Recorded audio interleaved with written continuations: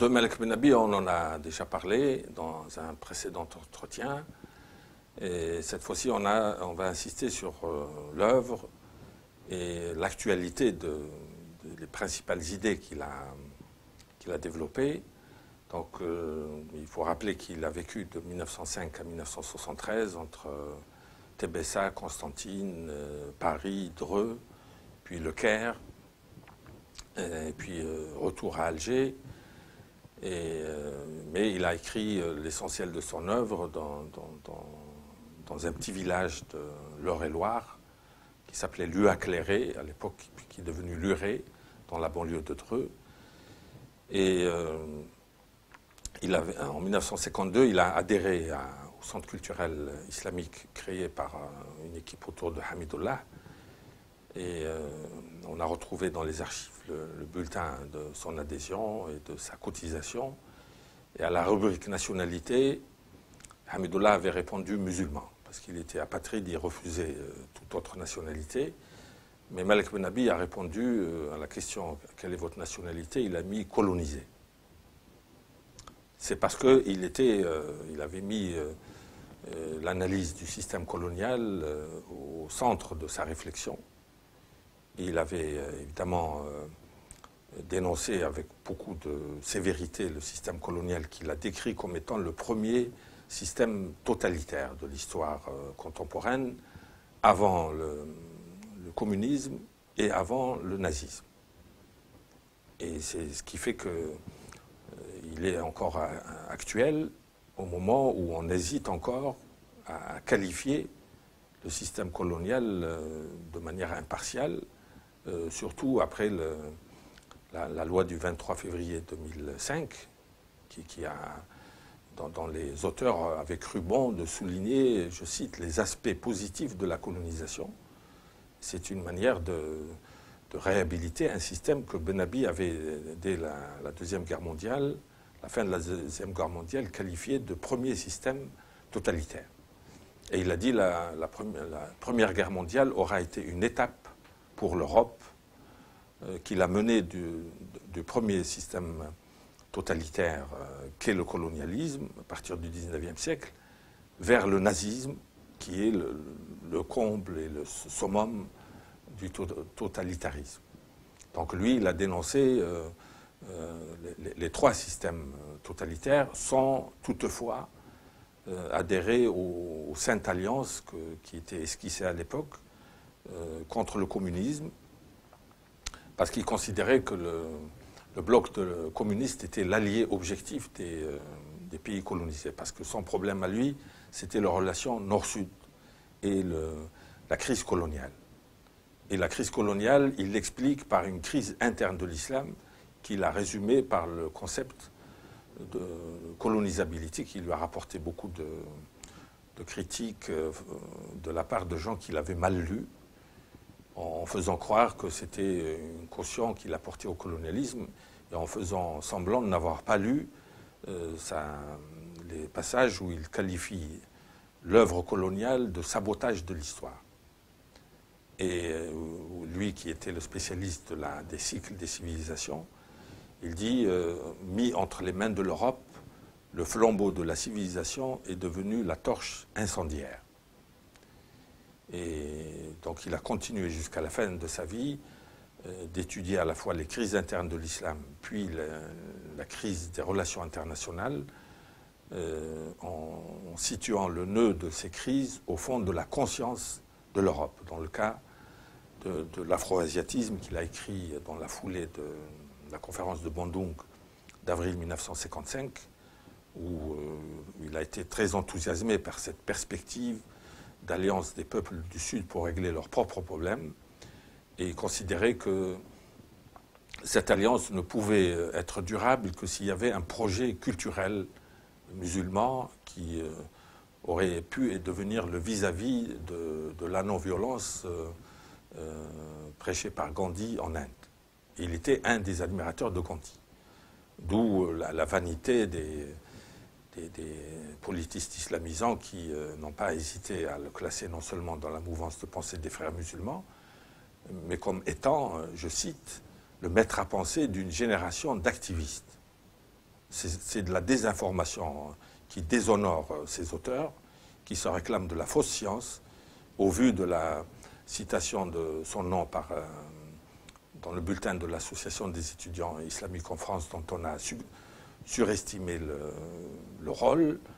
On a décrit Malek Bennabi comme étant le maître à penser d'une génération d'activistes, et cela ne fait que révéler l'ignorance des auteurs de ce genre d'ineptie. Parce qu'il était essentiellement un admirateur de Gandhi, et il était en correspondance avec Maulana Aboul Kalam Azad, qui était le ministre de l'Éducation de l'Inde, parce qu'il faisait partie de l'entourage de Gandhi. Il était l'un des rares musulmans à être resté avec Gandhi. Il était ministre de l'Éducation de l'Inde après la partition. Et dans une de ses lettres, Aboul Kalam Azad écrit à Malek Bennabi à propos de la décolonisation à laquelle ils croyaient tous les deux. Elle était inéluctable malgré la barbarie de la répression pendant la guerre d'Algérie. Il considérait que c'était les derniers actes de violence du colonialisme qui étaient condamnés dans son esprit. Mais il lui a dit, et Malek Bennabi reproduit cette lettre comme signe d'adhésion à cette phrase, il lui dit « Il ne faut pas que le mépris des grandes puissances, soit remplacé par la haine des petits. Les petits peuples qui se libèrent risquent de traîner une haine qui va retarder leur propre développement. » Et donc, lui, il a dans un chapitre très, très actuel qui s'appelle « L'heure de la responsabilité », où en 1955, il disait « Le colonialisme va disparaître et il y a des élites anticolonialistes qui vont le remplacer, mais si elles n'approfondissent pas leur réflexion de nos problèmes, elles vont faire pire que les pouvoirs coloniaux. » Et c'est ce qui a amené quelqu'un comme Jean Daniel, qui était beaucoup plus ouvert à l'époque que maintenant, à offrir ce livre à Bourguiba quand il l'a reçu début 1958 pour la première fois, comme chef de nouvel État tunisien. Comme Jean Daniel venait du Caire, il lui a ramené un exemplaire de l'afro-asiatisme qui venait d'être édité par une maison gouvernementale égyptienne. Il lui a offert, il lui a dit, c'est un livre plein d'idées originales. Si vous voulez réussir dans l'édification de l'État tunisien, essayez de vous en inspirer. Donc c'est vraiment un penseur œcuménique, comme il disait lui, et qu'on ne peut pas enfermer dans le cadre étroit des études fort intéressées, consacrées au seul islam politique, de manière à rentabiliser la peur sous une forme ou sous une autre, soit en monopolisant les crédits de recherche aux dépens des autres équipes beaucoup plus méritantes, soit en mettant son pseudo-savoir au service des candidats qui, faute de bilan politique et économique, ont essayé de rentabiliser la peur de l'islam, que ce soit sur la viande halal ou sur tous ces thèmes-là qu'on vient d'agiter récemment. Ce plumitif a éprouvé le besoin de se mettre au service de ces utilisateurs de l'islamophobie à des fins électorales. Et c'est la raison pour laquelle il faut démentir avec la dernière énergie ces prétentions concernant aussi bien Malek Bennabi que Hamidullah. Et le meilleur moyen, c'est de relire Malek Bennabi pour voir comment il a approfondi son analyse des problèmes musulmans. Et il a atteint quand il a approfondi, il a vu l'essentiel. Et comme les régimes qui sont arrivés au pouvoir ont échoué parce que sans doute ils s'étaient contentés d'une vision superficielle de ces problèmes, l'analyse de Malek Bennabi reste toujours utile, surtout après les échecs de ces États qui se contentaient d'une vision sommaire à la fois de l'histoire et de la politique. Alors, Malek Bennabi avait comme conclusion de ses études, il a dit que les sociétés musulmanes ont besoin de changements, de réformes intérieures. Si ces réformes ne sont pas réussies par les élites locales, elles leur seront imposées de l'extérieur. Et ce qu'on a appelé le printemps arabe n'a fait que confirmer cette conclusion. Et tous les commentateurs des chaînes satellitaires arabes, des universités arabes qui veulent qualifier les révolutions arabes se réfèrent à Malek Ben Nabi soit en le citant, soit en le paraphrasant sans le citer. Mais ce sont des commentateurs beaucoup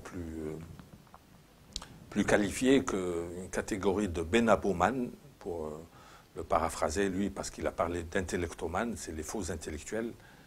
Il y a une catégorie de Benaboman qui lui font du tort de la même manière que les politistes islamisants qui ont voulu en faire le maître à penser de générations d'activistes, qui n'existent que dans l'imaginaire un peu perturbé de ces plumitifs.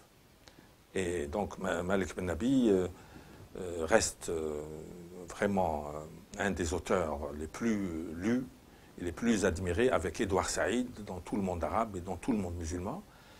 Et il est tout à fait normal que les jeunes musulmans en France qui cherchent à s'instruire, à avoir une conscience de leurs problèmes, à mettre au point leur relation avec la République et la laïcité, il est tout à fait normal qu'ils s'intéressent à Malek Ben Nabi, puisqu'il a écrit l'essentiel de son œuvre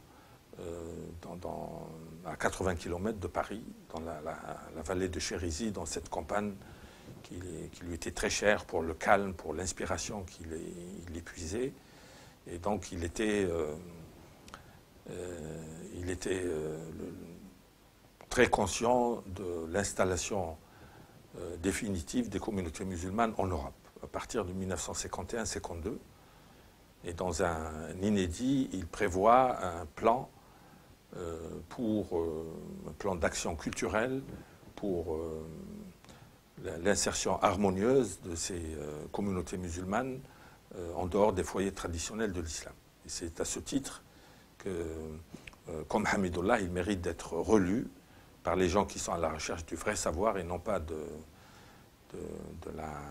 contacts avec des fuqaha sélectionnés en fonction de leur capacité à rapporter des financements dans les pays qui ont des recettes pétrolières. Ce sont des gens qui n'ont jamais couru derrière l'argent. C'est le savoir, la réflexion, l'ijtihad, dans tous les sens du mot, qui les a inspirés beaucoup plus que les faux représentants de l'islam en France qui ont fait de la recherche des financements l'objectif stratégique, en se désintéressant de la vie intellectuelle. Malek Ben Nabi s'est imposé comme autorité morale et intellectuelle, à laquelle devrait se référer tout pouvoir politique désireux de faire sortir les sociétés musulmanes de l'ornière. Et les gens qui l'ont marginalisé, qui l'ont combattu, ont montré leur manque d'intérêt pour la vie intellectuelle. Et c'est ce manque d'intérêt, voire le mépris pour la vie de l'esprit, qui a été une des causes des échecs des sociétés musulmanes postcoloniales. Et après tout ce qui s'est passé dans tout le nord de l'Afrique, depuis le Sinaï jusqu'à Tanger, Malek Ben Nabi redevient d'actualité. Et le nouveau président tunisien, Monsef Marzouki, quand il a visité l'Algérie, il a étonné son monde en disant que la lecture des livres de Malek Ben Nabi qu'il a pu trouver à l'époque a été vraiment déterminante dans sa formation intellectuelle.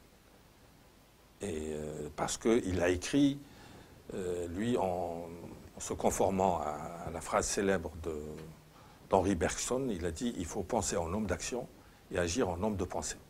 Et c'est ce qui a manqué le plus à nos dirigeants qui avaient fait, qui après les indépendances, ont fait de la politique un instrument d'ascension sociale beaucoup plus qu'autre chose.